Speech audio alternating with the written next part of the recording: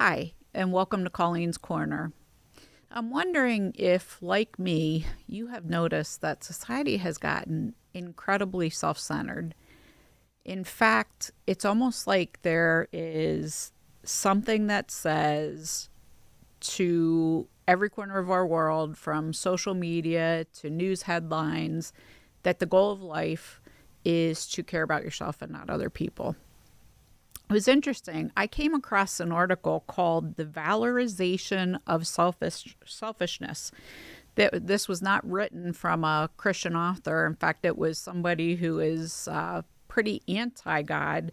So it was fascinating to me that person wrote a Wall Street Journal article on why people are choosing to be selfish, and how that impacts various decisions in their lives, including to have children, which research has shown is based on selfish desires and not necessarily any kind of moral grounds or maternal instincts, anything like that. It's just the fear of having to share time and be less selfish is what this article says. And so, it's interesting that the current culture they are calling therapy culture.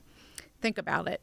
Right now, you can't find an appointment with a therapist if you need one, because therapists are full and there's more therapists than we've ever had, and even access to therapists through virtual means and things. In fact, I've thought about using my counseling degree and doing some online therapy because I could make a lot of money, which would be very self-centered. That's not what God has called me to. But it's interesting when you start to think about the messaging that underpins most of society today. It's not coming from a place of moral thought, even political thought for that matter. It just really is coming from an ideology.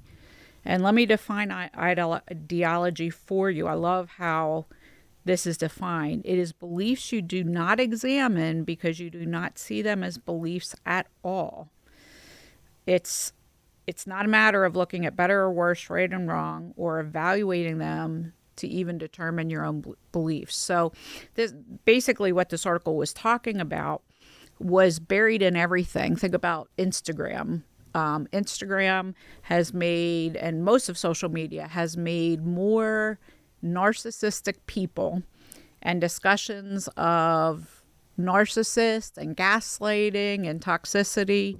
I think we're just pretty used to those concepts. But what's really, really sad is it's all coming from an ideology, and it's not anything that's been looked at from a moral or even a religious perspective.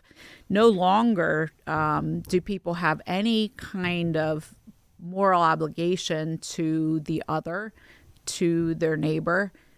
Everything is about my own needs, my own wants. And classic therapy would have questioned some of those things, but traditional therapy in this context is whatever makes you feel good, do it.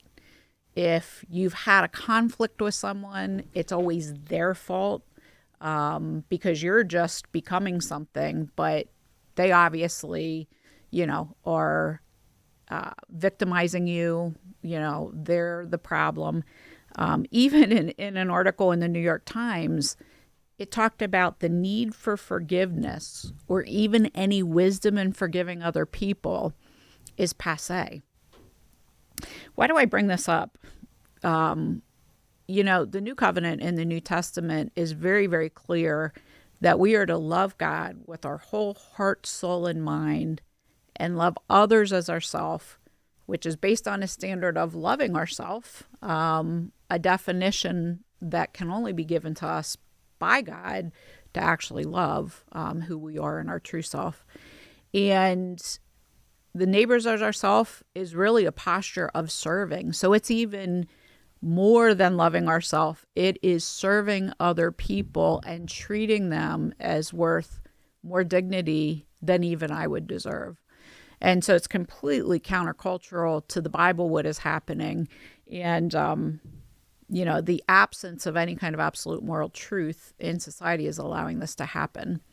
So I think I just want to call you to prayer over this issue, because I think we're seeing an incredible degradation in society. And that degradation is really, really working against what God's kids are called to. And we need to even examine ourselves to see how much we've fallen into this, because, culture is huge in instructing us how to see the world. And so it's really difficult for us to get fully away from this and not have it impacted. So I would just challenge you to look at how culture has even moved you away from the biblical standard. And that's Colleen's Corner for today. Hopefully it blesses you. Until next time, thank you.